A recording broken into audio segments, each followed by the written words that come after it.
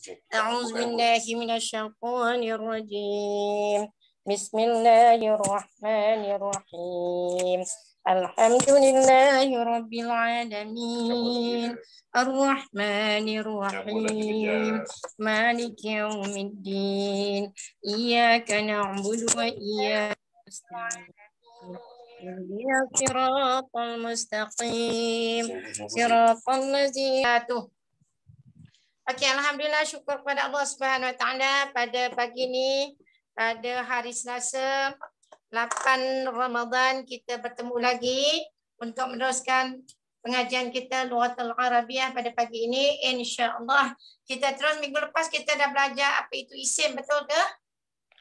Ya, apa itu isim. Hari ini teruskan pengajian kita untuk mengenal lebih dekat lagi, lebih faham, lebih jelas apa itu isim. Ya, jadi isim adalah kata nama.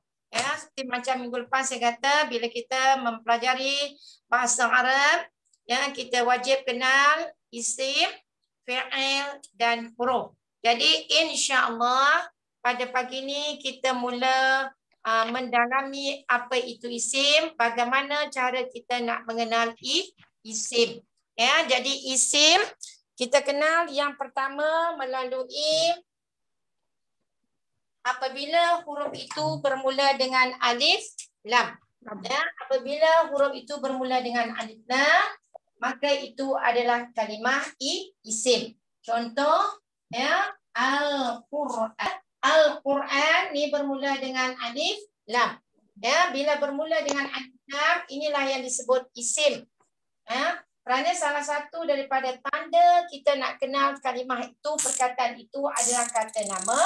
Apabila kalimah itu bermula dengan alif lam. Jadi di sini bermula dengan alif lam yang disebut Al-Quran. Ya, jadi tandanya ialah alif lam. Jadi alif lam ini disebut dengan alif lam ma'rifah. Ya, alif lam ma'rifah. Ya. Apa maksud alif lam ma'rifah? Maksudnya ialah kata nama khas ataupun khusus. Ya. Okey, jadi ini adalah kata nama yang bermula dengan alif lam, disebut dengan alif lam ma'rifah. Ya, alif lam ma'rifah. Okey, bila alif lam ma'rifah ini merujuk kepada sesuatu yang khusus. Ya, sesuatu yang khusus.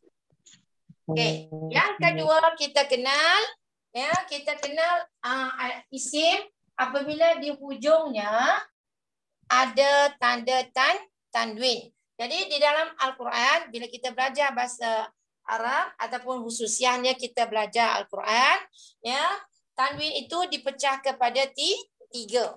Ya, tanwin itu dipecah kepada berapa? Tiga. Ya, tanwin itu dipecahkan kepada tiga. Tanwin ini hanya wujud di hujung kalimah. Ya, tanwin hanya wujud di hujung kalimah. Alif lam hanya wujud.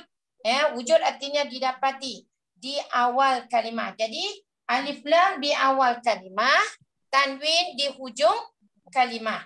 Jadi bila di hujung kalimah, tanwinnya terbahagi kepada tiga.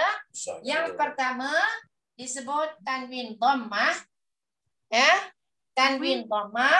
Yang kedua disebut tanwin fathah. Yang ketiga disebut tanwin kasrah. Ya, jadi semua tanda tanwin ini semestinya dia adalah kalimah isim. Ya, kalimah isim. Ya, boleh ke faham? Ya, apa maksud tanwin? Tanwin ialah merujuk kepada baris dua di hujung kalimah. Jadi tanwin itu dipecah kepada tiga. Tanwin dhammah, tanwin fathah dan tanwin kasrah. Ya. Jadi bila kita jumpa kalimah di hujung berbaris dua, sama ada baris dua di hadapan, baris dua di atas, baris dua di bawah, maka ini merujuk kepada kalimah isim. Ya, merujuk kepada kalimah isim. Contoh. Ya, contoh saya ambil satu kalimah isim. Kitabun. Ya. Kitabun. Ya, jadi kitabun ini ada tanda tanwin. Ya, kitabun artinya sebuah buku. Ya, sebuah buku. Jadi buku ini adalah kalimah, ya, kata nama. Ya, kata nama ataupun kata benda dan bukan merujuk kepada perbuatan. Kitabun, sebuah buku. Kitaban, juga sebuah buku. Kitabin, kitabun. Kitabun, kitaban. Kitaban. Kitabin. Nampak kitabun? Oh, contoh. Kitabun, Ya, kitaban. Kabar. Kitabin. Okey, mana dia tanda isim? Alamatul isim dia ialah pada tanwin dhammah, tanwin fathah, tanwin kasrah. Jadi bila kita sebut tanwin, dia semestinya kalimah isim. Ya, kalimah isim. Jadi kalimah isim, tanwin duduk di hujung kalimah. Kalau alif lam duduk di awal kalimah. Okey, kitabun. Tanwin dhammah. Jadi tanwin dhammah inilah tanda isim. Kitaban. Tanwin fathah. Inilah tanda isim. Ya, kitabin. Bin inilah tanda kalimah isim. Ya, jadi kesemua kitabun, kitaban, kitabin memberi maksud yang sama. Ya, tetap memberi maksud sebuah. Mana dia tanda sebuah? Ya, ni tanwin ni. Tanwin dhammah, tanwin fathah, tanwin kasrah. Yang tanwin-tanwin ini merujuk bilangan mufrad. Merujuk bilangan apa? Mufrad. Mufrad artinya satu. Tetap maksudnya sama. Kenapa dia berubah baris? Yang tu kita kena belajar kemudian. Hari ini cuma sekadar kenal tanda-tanda isim. Ya, jadi tanda isim kalau di awal dengan alif lam, kalau di hujung dengan tanwin. Okey, jelas atau tidak yang tu? Jelas atau tidak? Jelas, alhamdulillah. Jadi kalau saya keluarkan tanwin, ini mesti ada alif lam. Letak balik alif lam. Kalau dah keluar tanwin, letak semula alif lam. Ya, letak semula alif lam. Ya, bila tak ada tanwin di sini letak balik alif lam. Ini pun sama. Ya, di sini pun sama. Bila kita dah keluarkan tanwin di hujung, ya, maka muncul semula alif lam. Ya, Alkitab. Ini pun sama. Bila kita dah keluarkan tanwin, maka mesti mula dengan alif lam. Ya, Alkitabi. Alkitab.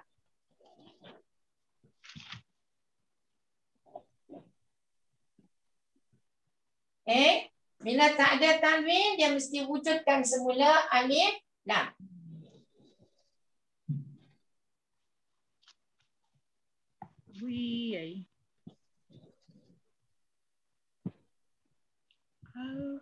Sekarang dah jadi semula alif lam ma'rifah.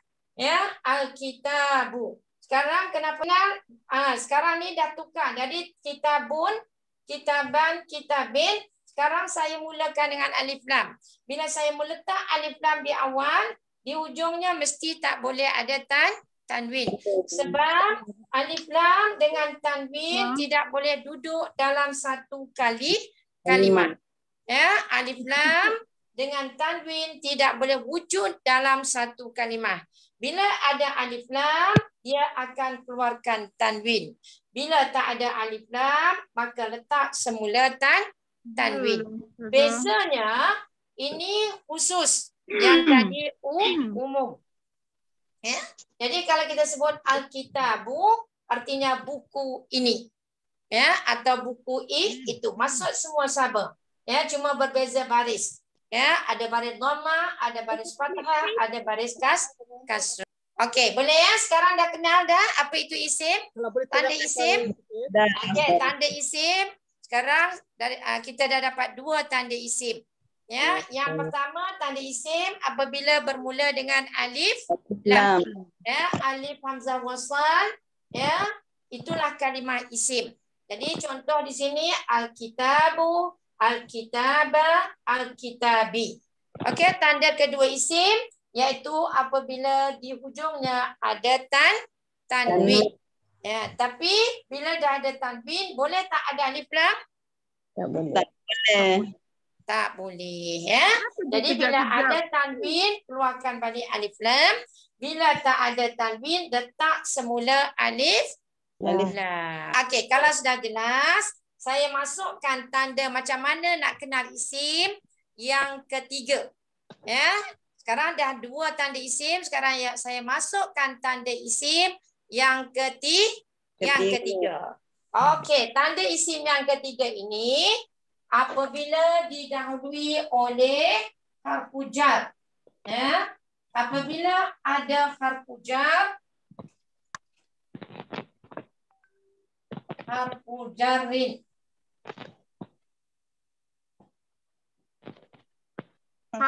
Okey.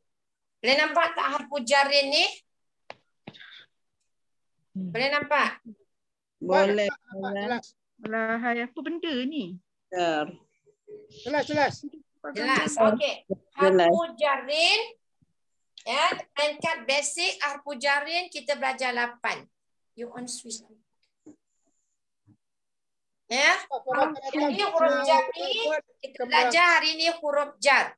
Ya, hari ni kita belajar huruf apa? Kita Huruf belajar huruf jar. Jar.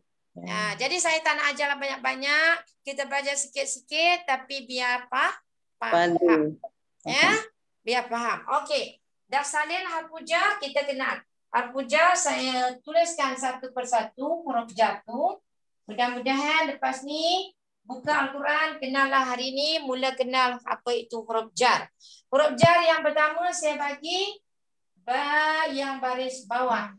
Ya, ba mesti baris bawah. Jadi ba baris bawah bunyi dia apa? B. Ya, B. Ya, huruf B ini sentiasa kita sebut sebab senantiasa orang-orang yang beriman senantiasa mendahulukan ucapan Bismillahirrahmanirrahim apabila memulakan sesuatu pekerjaan. Jadi yang kita sebut Bismillahirrahmanirrahim itu ialah bermula dengan huruf jar. Jadi bila ada huruf jar, kalimah selepas huruf jar mesti kalimah isim. Ya, mesti kalimah apa? Kalimah isim. Jadi saya ambil contoh Bismillahirrahmanirrahim. Jadi lepas B ismi. Ya, tapi disambung jadi bismi alif hamzah wasal itu dihazaf. Yang tu masuk kepada ilmu yang lain lah. Ya, yang kenapa alif tu dihazaf untuk mempermudahkan bacaan. Ya, bila kita sebut bismillah lebih mudah daripada bismillah. Ya, sebab itulah dihazaf alif itu supaya mudah setiap sesuatu pekerjaan kita mulakan dengan kalimah Bismillahirrahmanirrahim. Okey, jadi huruf jar yang pertama ialah huruf ba yang mesti baris bawah. Kalau huruf ba baris atas, dia bukan huruf jar. Kalau ba baris depan, dia bukan huruf jar. Kalau ba itu sukun pun bukan huruf jar. Yang huruf jar hanyalah ba yang berbaris kasrah. Ya, belajar bahasa Arab terus. Ba yang sebutan dengan sebutan. Ba yang berbaris kasrah. Apa maksud kasrah? Baris bawah. Dan ba huruf jar ini mesti simpan dalam minda kita, dalam hati kita. Ba ini tidak boleh berbaris dua. Tak boleh tanwin. Ya, tak boleh apa? Tanwin. Dan kita mesti ingat tanwin tidak akan pernah ada di dalam Al-Quran di awal kalimah. Dan tanwin juga mustahil duduk di tengah kalimah. Ya, dan tanwin juga tidak akan bermula di awal dan di tengah. Jadi tanwin hanya duduk di hujung kalimah. Jadi ba yang kita sebut huruf jar mestilah ba yang hanya menerima baris di bawah. tanpa tanwin. Tanwin. Jadi ba ni disebut dengan B. Ya, B. Lepaskan tarik bawah lidah kita, sebut dengan mudah B.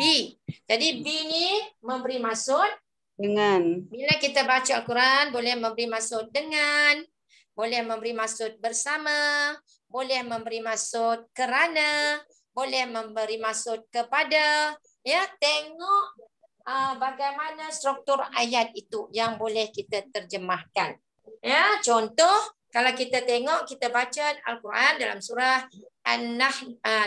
An-Nahlu, Allah sebut wasbir wa ma sabraka illa billah.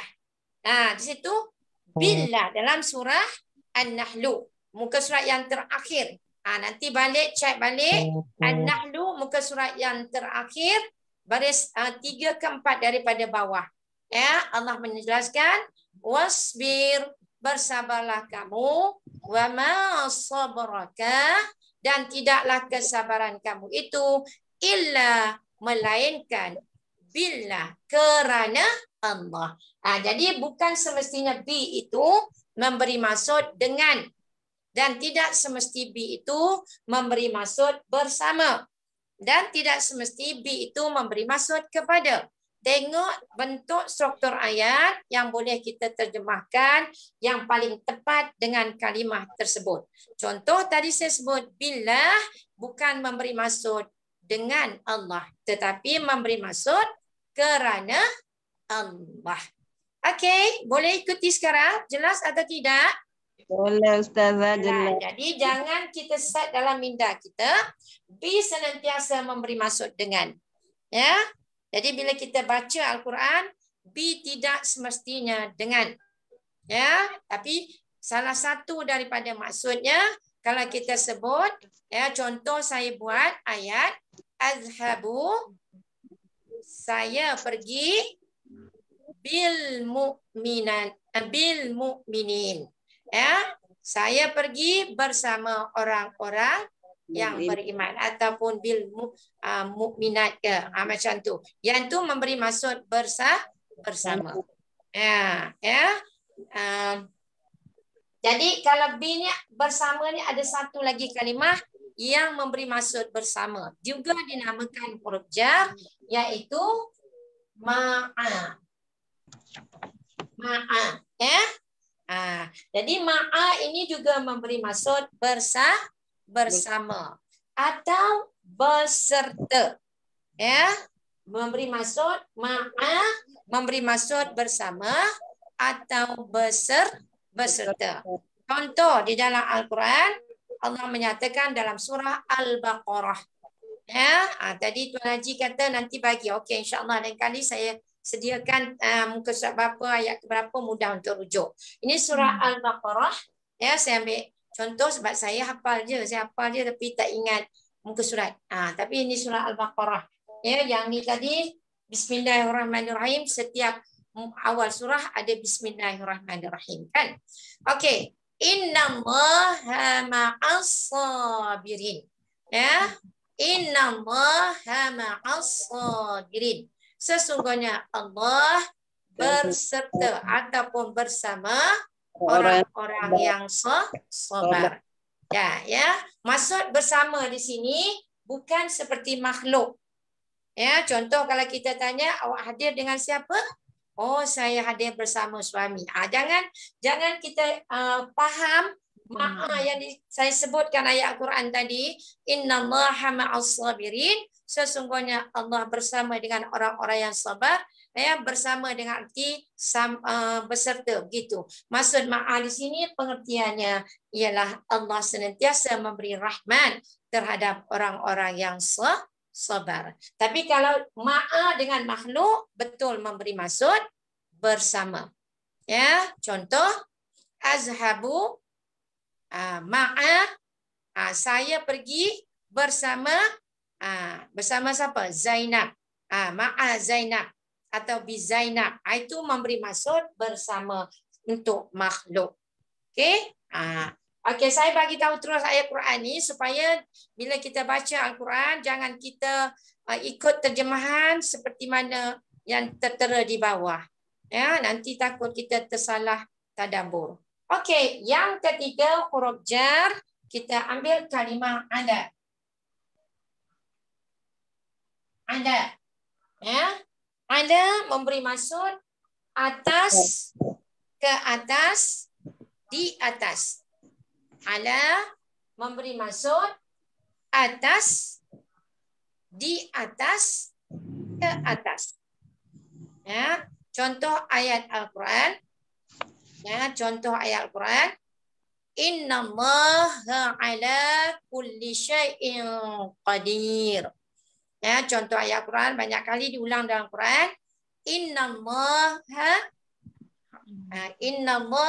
ala kulli syai'in qadir. Nah, jadi sesungguhnya Allah Maha berkuasa atas tiap-tiap sesuatu.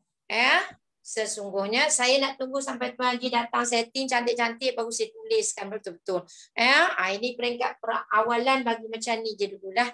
Ya, jadi saya ambil ayat Quran ya. Contoh kalimah anda. Innallaha ala kulli syai'in qadir. Sesungguhnya Allah Maha berkuasa atas tiap-tiap sesuatu. Ya, jadi ada kalimah Allah kan?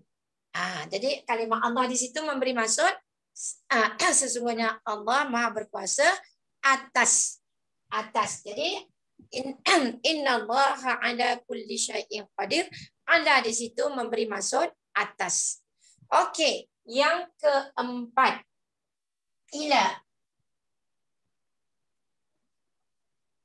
Ila. Ila boleh memberi maksud ke, ya, kepada. Boleh memberi maksud. Ila boleh memberi maksud ke ataupun kepada. Contoh ayat Quran. Quran apa? Ila. Dalam Quran banyak kalimah ila kan? Inna lillahi wa inna ilaihi raji'un.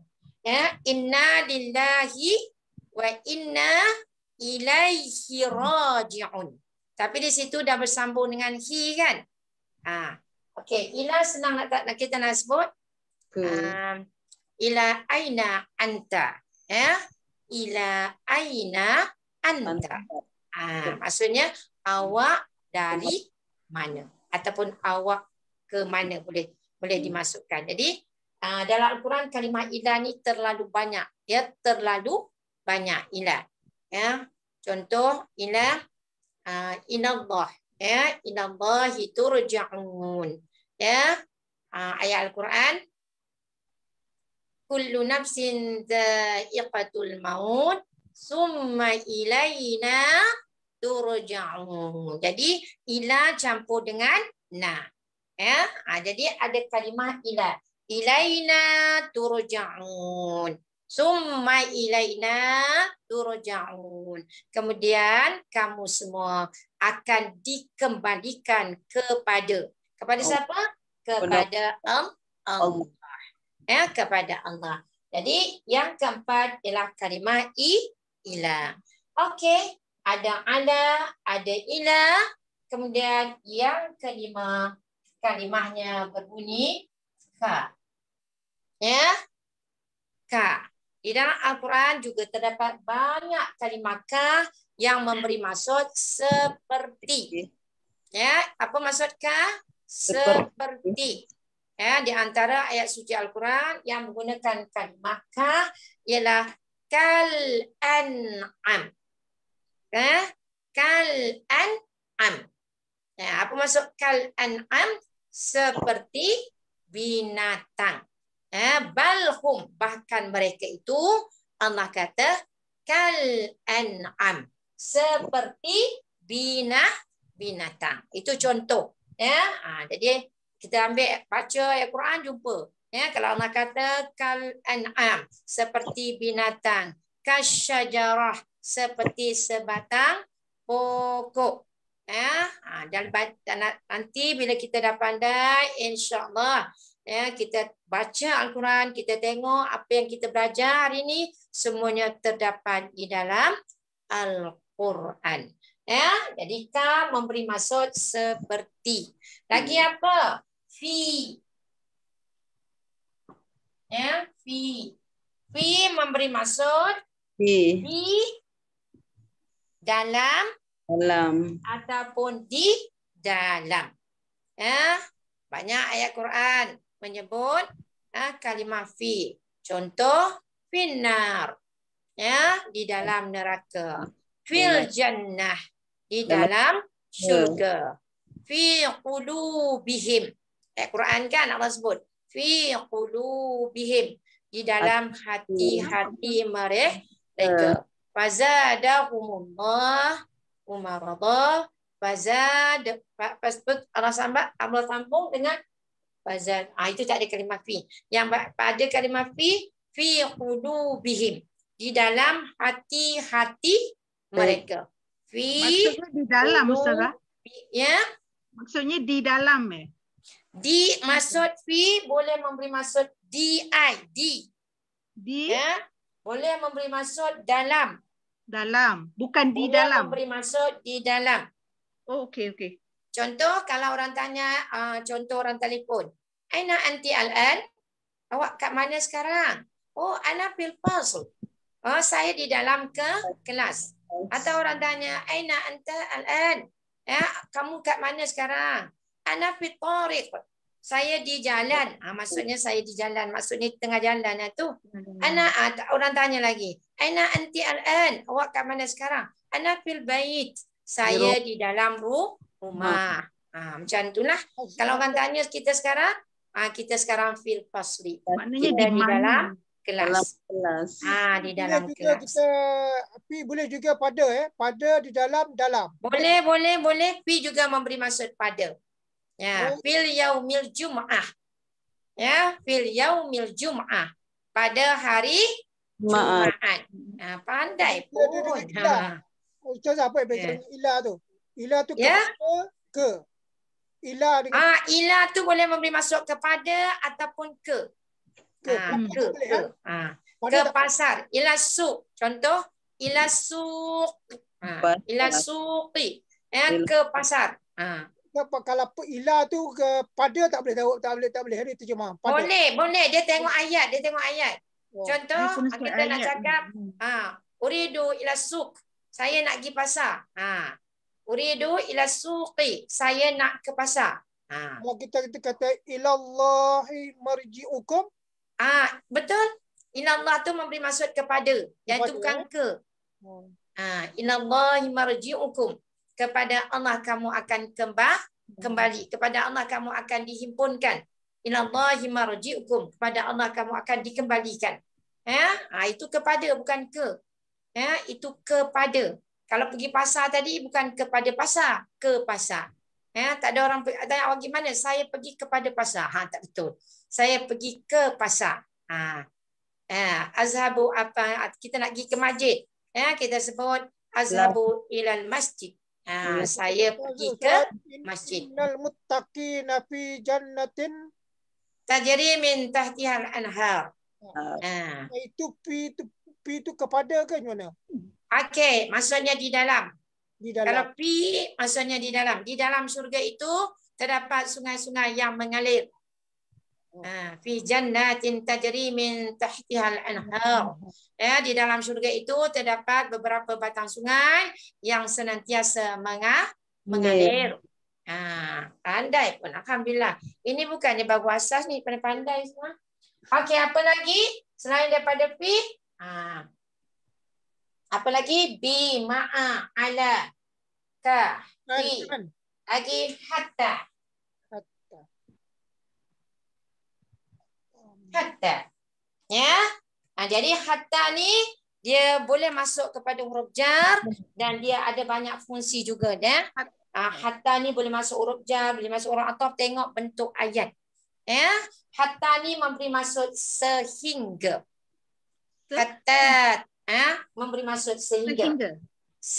Sehingga. Hatta ta'tiyahumul bayyinah. Ya, hatta ta'tiyahumul bayyinah. Sehingga datang bukti kepada mereka, tapi mereka tetap juga tidak beriman kepada Allah. Dan surah Al-Bayyinah kan? Hatta ta'tiyahumul bayyinah. Ya, dalam Al-Quran terlalu banyak kalimah hatta. Ya, jadi hatta memberi maksud sehingga. Cuma satu maksud nah. Ustazah, cuma satu maksud dah. Sehingga sahaja. Selalunya hatta ini memberi maksud sehingga sahaja. Satu je lah. Ya, selalunya hatta ini memberi maksud sehingga sahaja.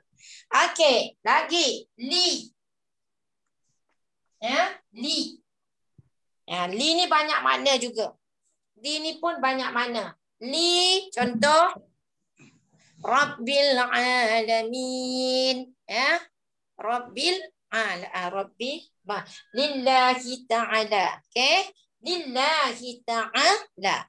Ya, lillahi ta'ala boleh memberi maksud milik bagi Allah, kerana Allah, bagi Allah. Jadi kalimah li boleh memberi maksud milik, boleh memberi maksud bagi, boleh memberi maksud untuk, boleh memberi maksud kerana juga. Ya. Jadi tengok bentuk ayat yang paling mana untuk kita terjemahkan. Ya. Contoh kita sebut dalam Al-Quran, banyak kalimah lillahi ta'ala. Ya, di rasulihi. Ya, qira'at li rasulih. Ya. Faruddu ila Allah wa rasulih. Ya, jadi banyak kalimah di dalam Al-Quran. Jadi tengok kalimah di itu nak diterjemahkan dengan apa? Boleh memberi maksud untuk, bagi, milik, dan kadang-kadang boleh juga memberi maksud kerana. Ya, boleh juga memberi maksud kerana. Okey, inilah di antara contoh ya harfu jar yang mana setiap daripada huruf jar ini selepasnya mesti bertemu dengan kalimah isim. Tak boleh kecuali hatta. Ya, hatta ni dia boleh pergi kepada isim, dia boleh pergi kepada fi'il, kecuali hatta. Ya, yang ni semua ni masuk kepada isim. Ya, ini semua disebut harfu jar ya yang selepasnya bertemu dengan isim kecuali hatta. Hatta boleh bertemu dengan isim ataupun fi'il. Hatta ni special sikit. Okey, ada pertanyaan mengenai huruf jar? Ada pertanyaan mengenai huruf jar? Apa maksud jar tu Ustazah? Jar artinya selepasnya kalimah isim majrur. Ya, artinya lepasnya mesti berbaris bawah. Ya, berbaris bawah. Contoh tadi saya sebut lillahi. Tak boleh lillahu, tak boleh lillaha. Ya, kalau lepas li mesti baris bawah. Ya, mesti baris mana? Mesti bawah. Baris bawah. Contoh tadi saya sebut lillahi. Dia tak boleh lillahu, tak boleh lillaha. Mesti lepas ni baris bawah. Mesti baris bawah. Okey, ada pertanyaan lagi? Dia berapa jumlah tu Ustazah? Tu ada 2, 3, 6. Huruf jar. Huruf jar ini basic 8. Sebenarnya ada banyak. Yang untuk peringkat asas cukuplah sekadar kita belajar yang ini sahaja. Ya, kalau kita dah nanti insya-Allah kemudian kita akan tambah lagi. Khususnya apabila kita mempelajari tadabbur Al-Quran. Ya, bila kita mempelajari tadabbur Al-Quran, kita akan dapati lebih daripada 8. Lebih daripada 8. Untuk peringkat basic, ya, 8 ini sudah cukup baik untuk kita memahami. Selepas daripada huruf-huruf jar ini, dia akan bertemu dengan kalimah isim kecuali hatta.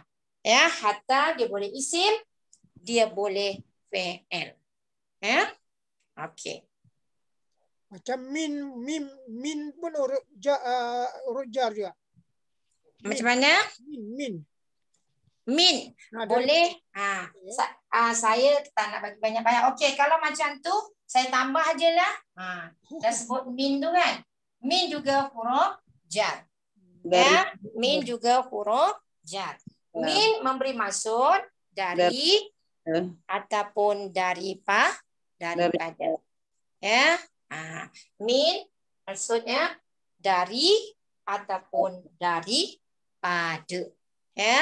Jadi kesemua ini selepasnya mesti bertemu dengan kalimah isim. Okey. Seperti biasa, saya kalau jumpa macam ni, saya akan suruh cari dalam Al-Quran. Bukan saya sediakan. Kalau dah kenal kalimah-kalimah ni, sekali lagi saya ulang, B yang memberi maksud dengan apa lagi tadi saya sebut selain daripada dengan bersama lagi kerana ataupun kadang-kadang diterjemah juga dengan kepada. Ma'a bersama atau beserta. Dalam Quran ada kalimah ma'aka bersama kamu. Hatta sehingga. Ala atas ke atas. Ila ke ataupun kepada. Li bagi untuk milik. Li pada. Bagi milik bagi untuk milik kerana. Milik. Ya, milik kerana. Seperti dia tak ada terjemahan lain. Di dalam ataupun dalam. Di dalam pada. Pada pun boleh. Sebab tu kalau huruf jar ni kita kena tengok kenapa. Bila kita mendalami Al-Quran baru kita tahu kenapa dia tak guna kalimah yang lain. Tapi maksudnya yang guna tu. Nanti. Hari ni jangan tanya dulu. Nanti belajar lama-lama baru kita faham. Kenapa dia guna kalimah yang sepatutnya guna ila ke dia guna fi. Nanti baru kita belajar insya-Allah. Kemudian min. Maksudnya dari ataupun daripada. Kalau nak lagi saya bagi lagi tadi Tuan Haji tu minta banyak-banyak an. An ni memberi maksud tentang. Tentang ataupun dari ataupun daripada. Tapi bila nak guna tu ada masa je. Dia tak sama seperti mana yang kita sebut ila tadi. Ila pun boleh memberi maksud ke ataupun kepada kan. Ini memberi maksud tentang ataupun daripada. An Abi Hurairah. Daripada daripada Abu Hurairah kan. Kita baca hadis kan ditulis an Abi Hurairah. An Abi Hurairah. An Abi Hurairah. Maksudnya daripada Abu Hurairah. Okey. Saya rasa ini pun dah banyak dah 11 dah. Okey. Jadi saya nak minta buka Al-Quran. Cuba yang berapa orang di dalam kelas yang ni cuba cari tengok mana dia yang disebut huruf jar, buktikan betul tak selepasnya ialah kalimah isim. Zaman mungkin boleh buka lampu dan bagi mi Al-Quran tu sekali. Quran. Siapa dah dapat bagi tahu. Kalau belajar dengan saya kena ada usaha. Usaha apa? Usaha tambah iman sebab sentiasa kena buka Al-Quran. Okey, kalau kita buka aja Quran memang senantiasa jumpa. Saya baru buka tak ada tanda apa-apa pun. Okey, semua ada Al-Quran tak?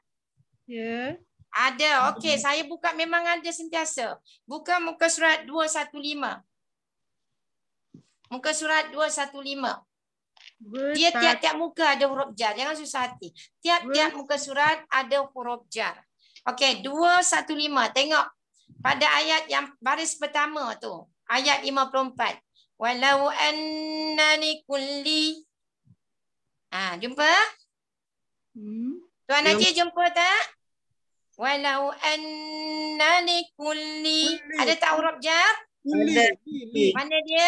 Walau anna li. Tandakan li tu. Li tu, li kulli tu, li tu adalah huruf jar.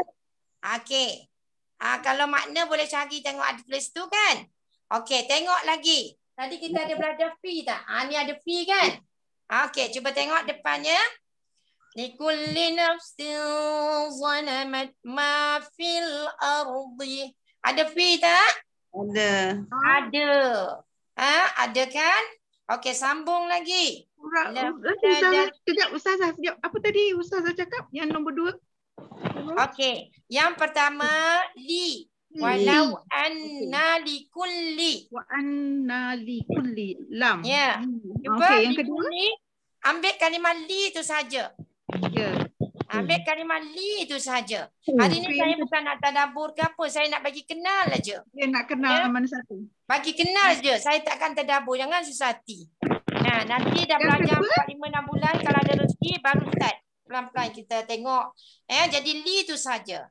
Kemudian, kulli nafsin zalamat ma fi. Jumpa fi tak? Jumpa. Jumpa. Padakan fi tu huruf apa? Huruf jar. Lepas tu, al-ardi laftadat bihi. Jumpa bi tak? Ada bihi tak? Bihi. Pada bi tu, ambil satu huruf. Bi tu saja. Bi tu huruf jar. Satu baris ada berapa huruf jar dah kita jumpa? Ada 3. 3. Okey, sekarang saya buktikan. Tadi tanya apa benda jar. dan bi. Ki itu bukan. Ki itu isim domir. Nanti belajar. Hari ni ambil huruf jar aja. Ambil huruf jar aja. Li tu, lepas li tengok kulli. Li tu baris mana? Di kulli. Li tu baris bawah. Baris bawah kan? Ya. Di kulli. Saya pandang yang ni ya.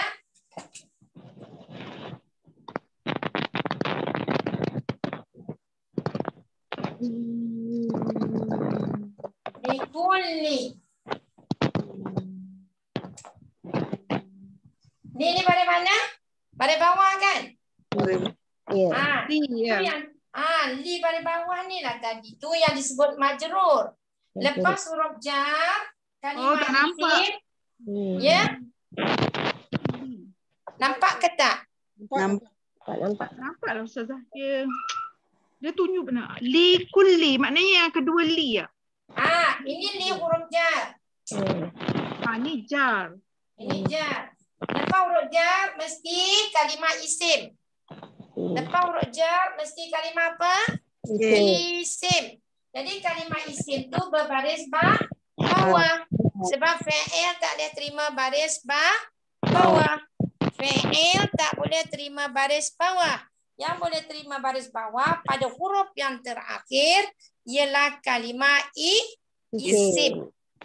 Jadi saya buktikan lepas huruf jar dia kalimah isim yang berbaris bawah yang disebut majrur. Ya, isim majrur. Jadi mana isim majrur? Isim majrurnya pada li yang kedua ni yang berbaris bawah. Kenapa dia majrur? Kerana sebelum kulli ada huruf jar iaitu hurufnya ialah lam baris bawah yang kita sebut ni. Jadi bunyinya di kulli. Okey, mana huruf jar? Li. Lepas huruf jar mesti kalimah isim. Mana kalimah isim? Kulli. Mana tanda isimnya? Baris bawah. Tuan Haji faham tak? Boleh insya-Allah. Insya-Allah. Ya. Okey. Kemudian kalimah fi. Kita jumpa kalimah yang kedua fi. Saya padam yang ni ya. Saya padam yang ni. Kalimah yang kedua fi.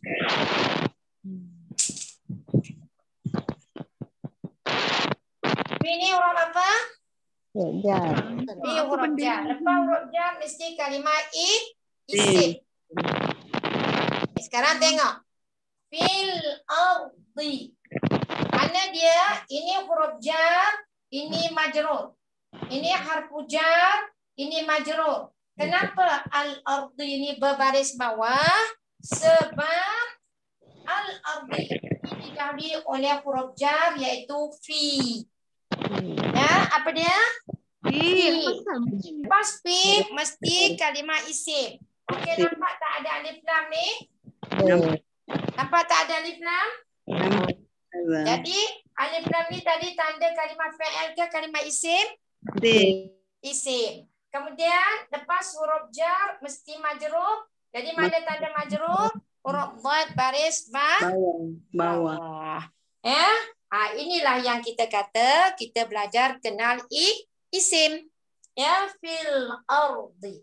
Ya, jadi fi huruf jar. Lepas huruf jar kalimah isim, mana tanda isim? Ada alif lam ma'rifah. Yang kuli tadi dia tak ada alif lam. Dia nakirah. Ya. Jadi alif lam, kemudian huruf terakhir baris bawah. Jadi fil ardi ini adalah kalimah isim. Ada dua tanda isim. Pertama didahului oleh huruf jar. Yang kedua dia adalah isim majrur pada huruf yang terakhir. Jadi ini satu tanda iaitu huruf jar. Ini dua ada alif lam. Yang ketiga baris bawah. Okey, fil ardi sangat jelas. Ada 3 penyebab dia menjadi kalimah yang sangat jelas. Pertama didahului oleh huruf jar. Kedua dia ada tanda alif lam ma'rifah. Yang ketiga dia baris bawah. Jelas? Jadi mana-mana huruf jar selepasnya kalimah isim dan huruf terakhir baris bawah. Ini peringkat asas lah. Kalau dia isim mufrad dia baris bawah. Yang ketiga tadi ya kalimahnya ialah bihi. Ya kalimahnya apa? Bihi. Saya padam yang ini.